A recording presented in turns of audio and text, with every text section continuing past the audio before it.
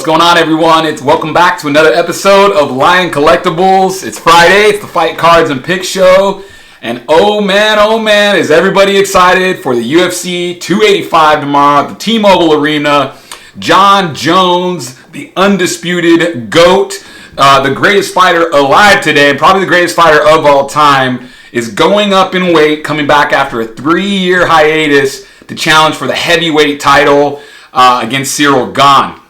Super exciting. Can't wait to dive into that and make some card picks. But first, let's talk about how we did last week. UFC Fight Night. It was supposed to be Kirillov versus Spann. We lost the main event mid-fight card. Unfortunately, I believe Kirillov got sick. So it turned into Muniz versus Brendan Allen. We were 21-20 heading into the fight card. We lost one of our picks, right? We picked the main event. So we ended up with only 2 picks for the fight card, and we ended up going 1-1. We called the fight card pretty good. We went actually 3-1, but of course one of the ones had to be one of the fights that we picked. So in the first fight of the night, Mike Malott looked amazing against Johan Lainez. Really pretty much expected that. Team Alpha Male product. He's got great grappling, good striking. Johan, a little bit more of a dangerous striker, but couldn't really do anything to him. And the minute the fight hit the floor, Malott ended up getting him with a triangle choke. An arm triangle choke. Really nice win for him. Tatiana Suarez made her return after another 2-year layoff or 3-year layoff. She looked awesome. Montana De La Rosa was really outmatched. And Tatiana really showed and put the whole division back on notice that she's back and she's ready to do some work there. So she ended up getting the win. I believe it was a guillotine choke after hurting her in the striking department. Really great return from her. We leaned on the heavyweight fight towards Augusto Sakai against Don'Tale Mayes. That fight really close. In the beginning of the fight, Don'Tale Mayes looked like he had some power, but then that quickly kind of went away. Augusto Sakai utilized a little bit more of a wrestling and grappling game. Good for him to get back on top and snap a 4-fight losing streak and get back into the kind of the mix there a little bit with a unanimous win over Don'Tale Mayes. And then the now main event fight, since the main event fell out, Andre Muniz went against Brendan Allen in the middleweight division. We backed Muniz. Muniz has looked all the contender in his first 4 fights. Brendan Allen's been a really good fighter and contender in the division, but had been up and down, and so we went with Muniz. And Brendan Allen showed that we should not have backed Muniz, right? Brendan Allen looked really good. He got the way better of him on the feet. And ended up getting the better of the grappling exchanges. Ended up choking Muniz out. So really huge win for Brendan Allen. Puts himself into, I believe, that top 10 moving forward. And really kind of creates, his own destiny now. He's going to get hopefully a top 10 fight. He deserves it. Muniz needs to go back to the drawing board. But overall, cool fight card. Really fun. There were some good finishes on it. Just bummer to lose Kirillov and Spann. I believe it's been rescheduled for a couple fight cards from now. So we will see that in the future. So 1-1, 22-21. Really want to get some big wins here for us moving forward. We're gonna pick 3 fights. Stay with 3 fights on the main card of this weekend. Let's go ahead and jump into this awesome UFC 285 that's shaping up to be one of the best cards of the year. So normally we stick to the main event, the main card, right? But we're gonna talk about some of the fight cards on the undercard because this whole card is stacked. I mean, the UFC's really been putting together some great cards so far. Obviously, the Perth card was stacked top to bottom. And I think UFC 285 is going to outdo it as far as the number of fights that really mean something for the division and are just super interesting, really good clashes. So at the early prelims, the main event of the early prelims is Ian Gary fighting Kenan Song. Kenan Song's been pretty tough. He's on a 2-fight losing streak, but the big story is Ian Gary. He's 10-0, 4-0 in the UFC, and they've slowly been building up behind him. Nothing really, exciting talent there in Ian Gary. Hopefully he gets the win. Then you got the preliminary card. You got Julian, the Cuban Missile Crisis Marquez versus Marc-Andre Baralt. Baralt's looked pretty good, again, up and down. It's Julian Marquez who had an awesome kind of run after the Ultimate Fighter. He did lose a recent fight, but that's kind of a cool fight. Viviane Araújo versus Amanda Ribas. Really big in the women's flyweight division. As far as the top contenders go, both Brazilian, and so that's going to be a good one. Ribas a little bit more of a grappler. Araújo a little bit more of a striker. Then you got the middleweight clash between Derek Brunson, really a gatekeeper of the division, has kind of gotten close to the title before, never really gotten there. And then you got Dricus du Plessis out of South Africa. Really, really impressive in his last fight against Darren Till. This is a big, big fight for him, right? It's another step up from Darren Till. I think he's going to win the fight, and hopefully he does so in real impressive fashion. Then you got the main event of the preliminary card, Cody Garbrandt, former bantamweight champion, going against Trevin Jones. Trevin Jones, a little bit of a unique striker. He's stepping in on last minute for, I believe, Julio Arces. Cody Garbrandt, again, fall from grace, team alpha male. He hits hard, great boxing. He had great wars with TJ, where he came out on the losing end of that. Great fight against Dominic Cruz, where he looked unstoppable in his striking, but really has fallen in love with the big punch, the shot for shot type, and it's hurt him in recent fights. So hopefully, return back to bantamweight. Maybe he can get back on track here. But Trevin Jones is the type of fighter that could surprise him on the feet. So awesome early prelims and preliminary card. Figured I just needed to touch on that before we go any further. So moving on to the main fight card, that we'll kind of go in detail a little bit more. We are starting off the night with a showcase fight for a future prospect, at least that most people think is going to be a future prospect. Bo Nickel is stepping in to fight Jamie Pickett on the opening fight of the card. Bo Nickel, coming from the wrestling community, Bo Nickel is a big name over the prior 5-6 years, right? He was a 3-time national champion for Penn State, considered one of the most decorated Penn State wrestlers of all time. And then he did go on to win a national title in freestyle, as well as a U23 World Championship. So highly decorated wrestler, known for his kind of explosive and dominating style in the wrestling, in collegiate wrestling. Now he's coming over. He's only 3-0. He's got one win, and he looked really, really impressive on the Contender Series. And he is stepping into, a huge fight card. So it's going to be a big deal. Can he show that he's ready to fight in the limelight? I mean, it's big. It's going to be a lot of pressure. He's fighting Jamie Pickett, who is no slouch in the middleweight division. Not necessarily a world beater, and he's coming off, I believe, a loss or two. But he's a guy that could present some problems, right? Not a big wrestler at all, but has looked so far to not really ever been heavily dominated in wrestling, and can't strike with some of the top guys. So I think it's a great test for Bo Nickel to see where he's at, a true barometer of where his striking's at, what'll happen in front of the big lights. He's got some of that experience, so I don't expect him to be too deer in the headlights from it. And I would have to assume he's going to win. But, I've seen guys, when they get to these big shows, kind of falter a little bit. So would not be surprised if he takes a loss here. But we're going to lean with Bo Nickel. Not going to be one of our 3 picks. But, as a wrestler, got to go with Bo Nickel. Don't have any fight cards for these guys. All right, second fight of the night is a really, really awesome fight in the lightweight division. It's got a lot riding on it. You got Mateus Gamer Gamrot versus Jalen the Tarantula Turner. A lot of people think Turner is one of the next big things, but same's been said about Gamrot, right? After Gamrot beat Arman Sarukian, it was looking really, really big for him. He stepped up to fight Beneil Dariush. Had a really successful first round against Dariush, and then Dariush pulled away. Dariush, arguably with a win, I wouldn't even say arguably, a win over Charles Oliveira should put him to the title. So nothing to be ashamed of for Mateus Gamrot. Jalen Turner's on a tear right now. He's, I believe he just KO'd or beat Brad Riddell not too long ago, and has, I think he's on a 4-fight win streak or a 5-fight win streak. I think totally 6-1 in the UFC. Just a bright young prospect, has looked really, really good, strong, and great striker, right?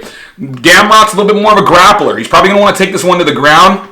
I think Jalen Turner has already kind of called out that this is a fight that he wants to kind of show that he has the wrestling prowess. But I believe Gamrot is the real deal. I think Gamrot's got a great cardio. I think he's going to try to make this one a dirty fight against Turner and keep the fight from being a pure striking fight where he ended up having trouble with Beneil, right? So I really think we're going to see if Jalen Turner's the big deal, and if Jalen Turner has the ability to keep himself on the feet, defend wrestling takedowns against Gamrot. But I'd have to kind of side with Gamrot in this one. I think he's going to have the ability, he's going to learn from his mistakes and how to keep the fight and take the fight where he wants it to go. So I would lean on Gamrot in that fight.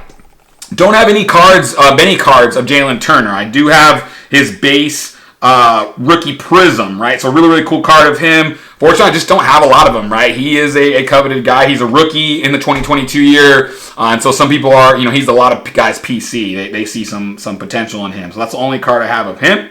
Gamrot's a guy that I've kind of believed in for a while, so I really wanted to go out and get some of his cards right off the bat. So this is his lightweight Prism Purple, so it's at a 149. He's a rookie there, fighting Jeremy Stevens, 5 on the print. Pretty sweet card. And I got 2 of his Select Premier level. This is his Select. This is a maroon one. This is out of the Premier level out of 125. 25 on the print.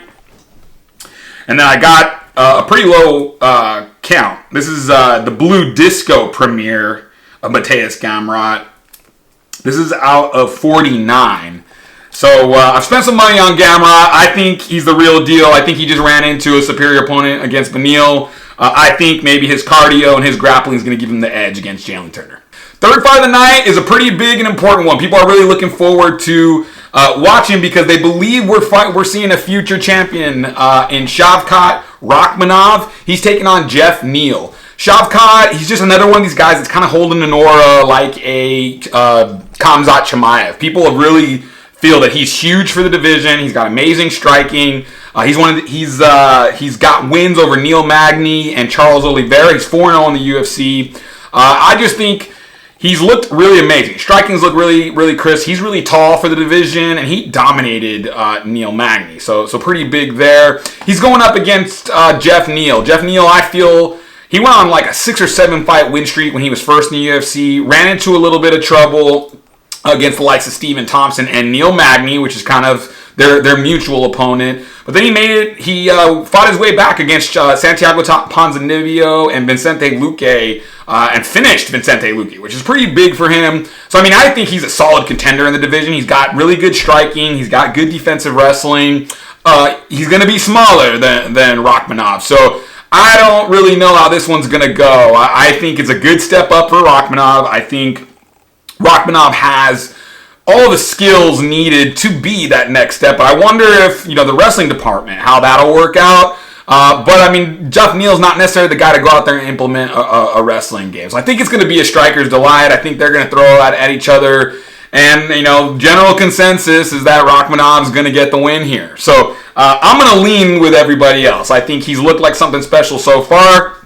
That's going to be our first pick of the night, is Rakhmonov to get the win over Jeff Neal. It is a bigger step up in competition. Even though he's got the win against Neil Magny, I think, in my opinion, Neil Magny's on his way out. His best days are behind him. I think Jeff Neal is kind of growing. So I wouldn't be surprised if Jeff Neal is able to give him a little bit of trouble on the feet. But overall, I think Rakhmonov, should be able to withstand that stuff and hopefully, kind of will be one of these next contenders. An exciting fight for, the future of the welterweight division. Rakhmonov, another guy whose cards are hard to come by, and they're expensive if you buy them. I don't have any special ones. All I got is his base card. I believe this is his only card so far. Oh no, I've got another card I should have pulled out, but this is his base card of Prism. Pretty cool card of him getting a choke there on Michael Paredes, I believe. So that's really all I've got of Rakhmonov. I got a couple cool cards of Jeff Neal. This is a signature select auto of his. This is what they call a flash. This is kind of that print there. Kind of a cool shot of him there with the U.S. flag. And then I did get him pulled in a IMAC hit draft on Whatnot. So 2022 IMAC came out not too long ago. It's kind of a higher end. There are all these little thicky cards. We ripped one of those on the last show. So I do have an auto of his here in the shadow box. 96 out of 99. I think Rakhmonov will probably be getting it done this weekend. It'll be fun to watch. Now to the co-main event. We've got 2 title fights tomorrow night, so always excited to see that. The first title fight of the night is the Women's Flyweight Championship is on the line. Valentina the Bullet Shevchenko is defending her title against Alexa Grasso. First, we'll start with Alexa Grasso. Really, really cool contender. She's 15-3. Another one of these Mexican-born fighters who's on a 4-fight win streak. She's looked pretty impressive. Only losses have come to Tatiana Suarez, Felice Herrick in the UFC, as well as Carla Esparza. So not really anything to be ashamed of in her losses, right? All top fighters. She's on a 4-fight win streak. with wins over Macy Barber, who's another contender, Joanne Wood, and Vivian Arujos fighting earlier on the fight card. And again, a really big fight against Amanda Ribas. So really, really good boxing, which is no surprise for a Mexican fighter. Good takedowns, good kicks. What's going on here? And I think she's going to really, be a competitive strike fight on the feet for Valentina, right? Valentina is normally really going to outweigh the striking battle against a foe. And I think, not that, I'm not calling who's going to win yet, but I think Grasso's going to have a little bit of a different look for her, a little bit of a different fight and boxing style that might give Shevchenko some trouble. Shevchenko, on the other hand, though, dominant champion in the flyweight division and in the UFC in general. Her only losses in the UFC are to the greatest female fighter of all time, Amanda Nunes. She is 0-2 against Amanda Nunes, but we've seen how big Amanda can get, right? She's much bigger than Shevchenko. So, and those fights were competitive. That's the other thing. It's not like Amanda Nunes dominated her or anything. So really telling there. I mean, Shevchenko has beaten everybody from Holly Holm, Joanna Jezhedrick, Jennifer Maia. She just beat Talia Santos in a pretty big fight. Just any and all contenders. She's never had any problem with girls. But her last fight against Talia Santos was kind of close. Talia Santos looked pretty good in the beginning of the fight, but I thought it was a clear win for Shevchenko. Shevchenko's got awesome Muay Thai, great striking, lightning fast.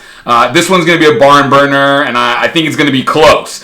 If I had to lean with anybody, it'd be hard for me to bet against Shevchenko, frankly. Like, I think she had some trouble with Talia Santos because of some strong, good wrestling in the beginning of the fight and a little bit of strength. I don't know that Grasso's going to bring that trouble to her, right? I think Grasso's going to look to strike, and I think, it's going to be Muay Thai versus, like, traditional boxing with leg kicks, right? So, really going to come down to who's quicker and who can land more punches and take less damage, and I think that's going to be Shevchenko. I think Shevchenko's going to be a little bit quicker and a little bit too much to handle for Grasso. All my Mexican friends and lovers on whatnot are going to probably eat me up for that, but I have to go with Shevchenko, man. I think the Bullet has been spectacular in her run, and I don't think she's anywhere near being done. So I'm going to lean with Shevchenko. I do have an auto of Alexa Grasso. This is a select Octagon signatures. The fans love her signature. It's a cute little signature for a fighter with a little heart there. She always puts that on all of her stuff. So I was able to pick this one up here. And then I do have a few cards of Shevchenko. Nothing big, unfortunately. I don't have a lot of big Shevchenko stuff. This is a select disco, so not numbered. Nothing really all that special, but kind of a cool card of hers. This is a playoff out of a playoff, which to me don't look like the best cards, but it is out of 99. It's a blue playoff out of Chronicles.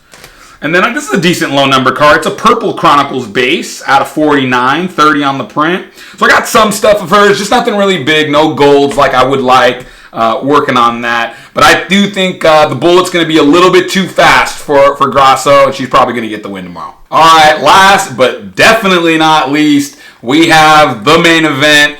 Johnny Bones Jones is moving up to light heavyweight to take on Cyril Gane for the heavyweight championship. I mean, I thought they couldn't really get any bigger than the super fight between Volkanovski and Islam a few weeks back in Perth, but this is bigger, right? Like, this is the greatest fighter of our era, and truly the original first era of fighting.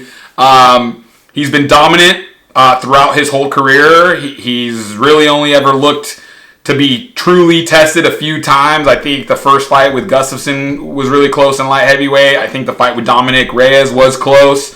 But overall, it's been a show of dominance for his whole career.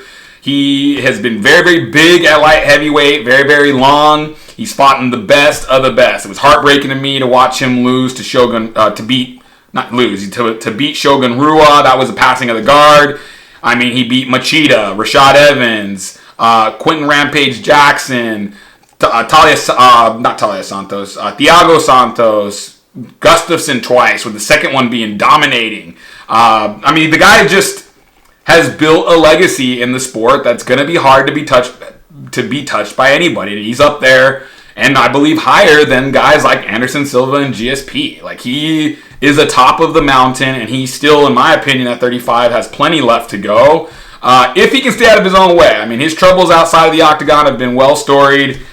Makes it hard to root for a guy when he's not, the most humble guy outside. He's come back from drug issues, from really big stuff outside, hit and run. He's been caught DUI. Just all kinds of troubles outside. Obviously some of that's hard with being a star at a young age and having a lot of money. A lot of people have a lot to say about his true personality, that he's not as humble as he comes off. And so personality outside of the fighting is not the best, but the truth is his skill and his domination in the fight and in the cage is undeniable. And anybody that tries to challenge that, I think, is just, letting that outside get in the way. He did test positive for picograms of anabolic steroids at one point in time, which really people felt really tainted his legacy. Recently, though, the rule on these picograms, the small fractional trace of anabolic steroids in your blood system, has been lowered to a level that he would have not passed or been flagged in prior years. So in his mind, he's vindicated. He didn't cheat. It was part of like a trace material in some kind of supplement he was taking, and that's what he maintains. That's for everybody else to decide, but whatever. Bottom line is, every man that has stepped in the cage with Jon Jones has been defeated, and been defeated relatively handedly. Okay, bottom line. Now, he's been off for 3 years. He's now coming back at heavyweight, right? He's had his dominant reign at light heavyweight, and he's coming back to fight Ciryl Gane, Bongamin. And in my opinion, Ciryl Gane is one of the most dangerous heavyweights in the game. He did lose to Francis Ngannou in their heavyweight fight, but it was close for most of the fight. I think Bongamin 1 is a statue of a man. The guy looks like a Greek god statue, right? He is chiseled for his size. He's one of those amazing body types for how big he is to how lean and muscular he is. He has got grappling prowess. He's done pretty well and has submitted guys with his grappling. And then his striking is really unique. It's in and out. It's kind of a karate style. He's fought in the likes of Tai Tuivasa, Derek Lewis, obviously Francis Ngannou. That was a close one. Like he's been in some battles with the biggest strikers in the division and come out on top. So I think this is a huge test for Jon. Obviously going up in weight, his body has looked different. He's not the chiseled light heavyweight of old. He's a little bit bigger. There's been a lot of videos that have come out showing his striking. He's huge. He's massive now. A lot more weight on that frame. I don't know how it's going to transfer to the heavyweight division, right? He's used to being a much bigger opponent than a bigger man than his opponents. He is not bigger than Bongamin, man. He is definitely there. If anything, they're same size, but I would say Gane is chiseled, and Jones looks a little chubby, for lack of a better way, right? He's not chubby, obviously. It's just he's got a little bit more weight to him, and so I just don't know. I don't know that he's going to have his way pushing guys around like he used to at light heavyweight. And if he can't grapple with Ciryl Gane, I think he's going to have a lot of trouble. Like if he can't control that clinch game and lean on the guy like he's used to doing. Jon Jones is one of the most amazing in-fighters in clinch of all time. Brutal elbows, spinning elbows, knees, knows how to wear guys out. Like if he can't do that and Gane is able to keep the fight at range and not necessarily get taken down, it's his fight to win and to shock the world and give Jon Jones his first legitimate loss. But, of course, if he gets taken down, which he did get taken down by Francis Ngannou, the night's probably going to end for him relatively quickly. I don't see him doing very well off of his back. Jon Jones is some of the nastiest ground and pound that you will ever see. Brutal elbows. So, to me, that's the tale of the fight. Can Ciryl Gane keep it out of a grappling, clinch, takedown fight and keep on his feet and work his striking, maybe even get lucky and catch a random submission? Or is Jon Jones going to do what he's done to every other man that has stepped in that cage with him, which is just dominate the hell out of them, lean on them, push on them, elbow, sometimes dirty, really brutal, push kicks to the knees, leg kicks, everything, right? Like he has beaten the best of the best. And so, wow, what a freaking fight. Super, super exciting. I got cards for both of these guys. We'll start off with Bongamin. I got this is his base Prism card here. This is a flashback, so it just shows like a flashback moment from when he won a fight. This is his Prism. This is a silver, so it's got that nice kind of hollow on it. This is a blue Phoenix, numbered out of 99. This is an Optigraph. This is out of Optic. Kind of a cool, only auto that I have of them. Then I got one that I really, really love. This is a Noir. I love these cards. They're thickies out of Chronicles. I just love the way they look. Numbered out of 99. They're all out of 99 unless they're a gold. And then I got this Tools of the Trade patch auto for him. And this is a gold, baby. This is, where is the number? There it is. 2 out of 10. So this is a nice card of mine. And definitely going to go up if he gets the win. Then I got John Jones. How can you not have Johnny Bones Jones? So this is his Black Chronicles, red, out of 199. This is a red Prism of his. These are out of 299, so not the smallest. Then I got kind of just some of his special cards. This is a Panini 1 out of Chronicles. These are cool. Similar to the Noir. They're all out of 99 except the gold. Then I got his National Treasures, which I think is a badass picture of him. This is a bookend, 99 out of 99. Bookends tend to be worth a little bit more, so super fun there. And then this is the gold out of Optic, also known as Bones. I just think this is badass. This is probably one of the most valuable cards that I have. 3 out of 10. And I'm calling it now. I think John Jones is the greatest fighter of all time. I think he shows that on Saturday night when he captures the heavyweight title and does the unthinkable and becomes the heavyweight champion over Ciryl Gane. Wouldn't be surprised would probably be totally screaming my head off if Ciryl Gane's able to pull it off. But I'm riding with Bones. I think he's going to, show his greatness and that he is still the greatest fighter of all time. All right, so that does it for the Fight Cards and Picks show. Let's go ahead and recap what we think we got. We're going to ride with Bo Nickel over Jamie Pickett. We're going to ride with Mateus Gamrot over Jalen Turner. Those are not official picks. Then we're going to ride with Shavkat Rakhmonov to beat Jeff Neal. We think it's going to be somewhat close, but I think Shavkat's going to win. That's our first pick of the night. Then we're going to ride with Valentina Shevchenko to beat Alexa Grasso. I think she's going to be too quick for her and will win the striking battle against Grasso's potent boxing, but I think she's going to win there. And then in the main event, we are riding with the GOAT, John Jones, to beat Ciryl Gane. Hard to bet against him until he loses. This could be the fight where he loses, but I think he's going to show the world he's great. Those are our 3 picks. Rakhmonov, Valentina Shevchenko, and John Jones. I hope everybody enjoys the fights tomorrow night. They're going to be spectacular. Thanks for watching. See you guys next time.